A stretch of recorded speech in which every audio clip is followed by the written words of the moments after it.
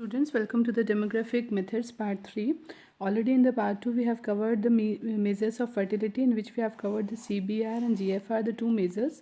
Today we are going to continue with the two more measures, ASFR and TFR. TFR actually depends on ASFR, so we are going to conclude that, and then we will continue with the reproduction rate. In reproduction rate we are going to learn about GRR and NRR, the two measures to find out the reproduction rate. So let us start with this part 3. If we start about what ASFR is, then till now we have learned about the GFR and CBR. CBR means crude birth rate, and GFR is general fertility rate, means we have talked about the fertility of the woman at the childbearing age. Now here what we mean by the age specific fertility rate is, means we are going to measure the fertility of the women at the particular age group, those who can bear the child.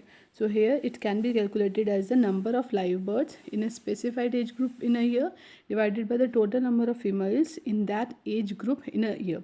So it is the ratio of the 2 into 1000. We know that every time we have taken 1000 because we are looking for the value per thousand in the population. So here if we talk about the ASFR, so it is for the particular age. So if we have to calculate ASFR for 20 to 29, we have to take only those calculation, the number of live births or the total number of females, those who are lying in the particular age group. So this is how to calculate here. And if we talk about the another term, which is the quinquennial age specific birth rate, here we have to take the age group with a width of 5 years in each. So ASFR from the age 15 to 19, 20 to 24, those include the 5 years, are the quinquennial ASFRs. So that is to be used to calculate the values. So if here in an example, suppose we have to calculate FRS for the following. Here we have been provided with the age group in year, female population, and the number of live births. So here we have to calculate the age specific birth for the particular groups. So if we talk about 15 to 19, how we are going to calculate? We are going to take the number of live births in the age group 15 to 19 divided by the total number of population in that one. It means what we are looking for, 1392. If we talk about the 15 to 90 years, then we are going to take 1392 divided by the female population 58,000 into 1000, that will provide the value 24. Similarly, if we have to calculate for 20 to 24, we have to take the number of live births 9000 divided by the 60,000, and that will give me the ASFR as 150. So this is how we are going to calculate the ASFR for the all values in the particular age specific group. Now the next measure of fertility that is in our course is the total fertility rate, which is actually the sum of the total annual age specific rate, means the sum of all the ASFR that we have calculated for the particular age group. So if we write down the quinquennial age group, so here we have to sum up all the values that will give me the value of TFR into 5. Means if the value of ASFRs are given, the sum of all will give me the TFR.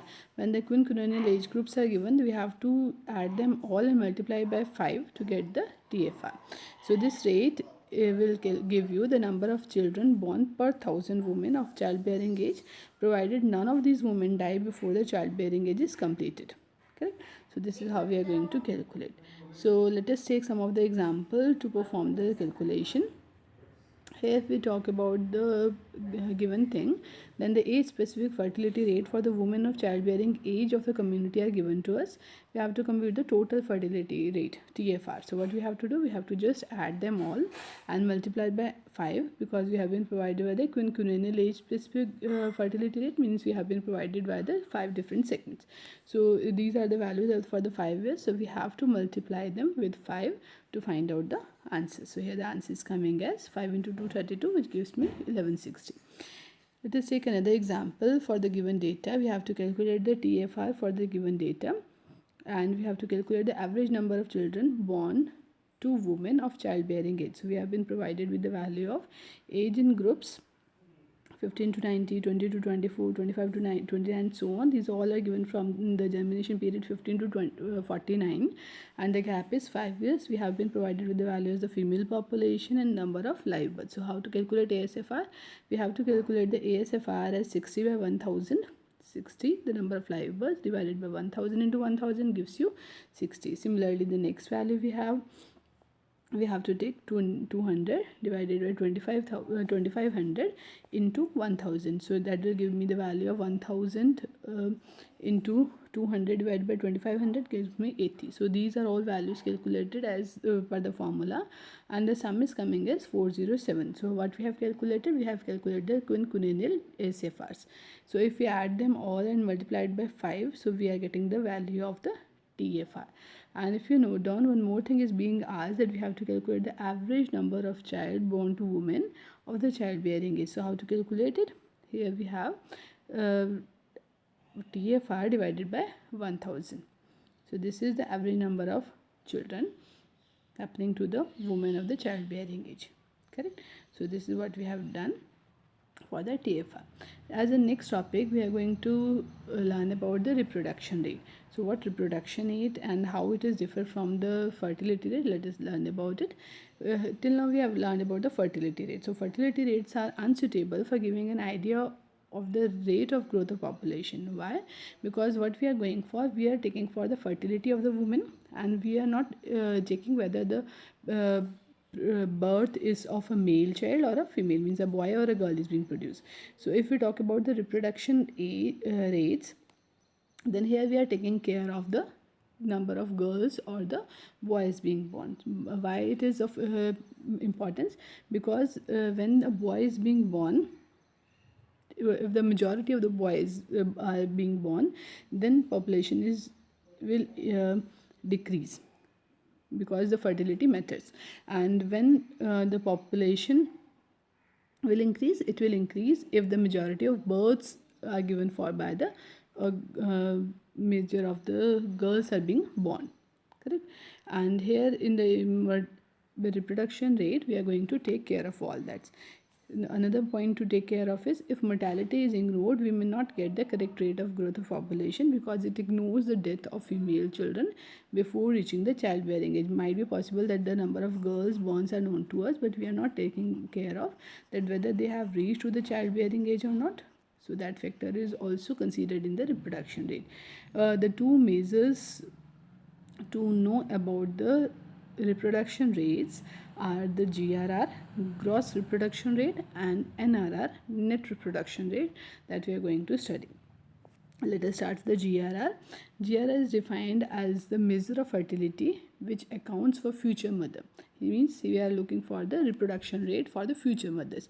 It is defined as the sum of annual WSFR. What WSFR is? It is a woman-specific fertility rate of the entire reproductive span without mortality. It shows the rate at which mother would be replaced by the daughters and the older generation by the new. But the clause is, if no mother died or migrated before reaching the upper limit of the childbearing. It means we are taking care of that how many girls are being born and how many are reached up to the reproduction stage, at the age when they can again reproduce. So this is how to calculate the GRR. GRR is given by I into summation of woman specific fertility rate, which is calculated as BX FBX divided by FPX into 1000. What is FBX and FBX? FBX, here we are talking about, it is the number of female birth to a woman of age X during the given period, and P is the number of females of age X during the given period in the given community. How many totals are there? It is given by the population, the total number of population of females, and the number of female births to a woman age of X are happening is BX. So that we have to calculate, and then we have to multiply it with I, where I is the magnitude of the age class. Let us see how to perform it. Here we have an example. We have to calculate the gross reproduction rate, GRR. So here we have been provided with age in the years 15 to 19, 20 to 24, up to the 45 to 49. We have taken the class intervals with a gap of 5. The female populations are given to us in the particular age group, and female births, how many female births are there, it has been given. So how we are going to calculate the WSFR? For calculating WSFR, we have to take the number of female births in a particular period divided by the total female population into 1000. So here if we talk about, sorry, here is a mistake.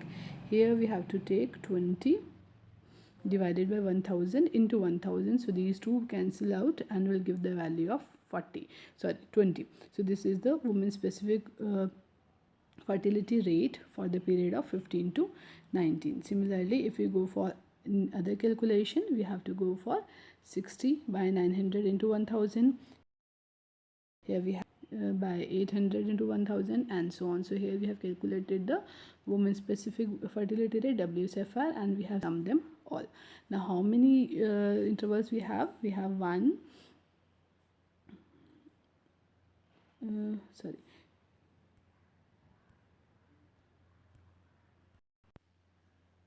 So here if we talk about the value of I is 5, because here we are talking about I as the class width which is taken at 5.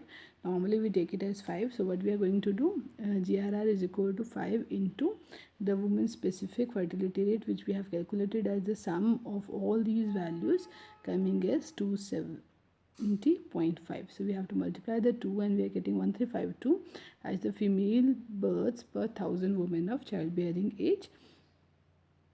So this is, if we divide it by 1000, we are getting 1.352. And here how to find out that the population is increasing or decreasing. If the value is more than 1, then we can say the population is increasing. Correct? This is how I have calculated the GRR. Let us take the another measure, the net reproduction rate. What the net reproduction rate is, till now we are talking about the female births, the child being born, and we are not taking care of the mortality. So to take the account of factor of mortality, if we talk about, then we have to go for the net reproduction rate. Here we are talking about the girls, how many girls are being born and how many are going to the age of the childbearing age. So it is defined as the average number of daughters that would be born to a female if she passed through her lifetime conforming to the age specific fertility and mortality rate of a given year.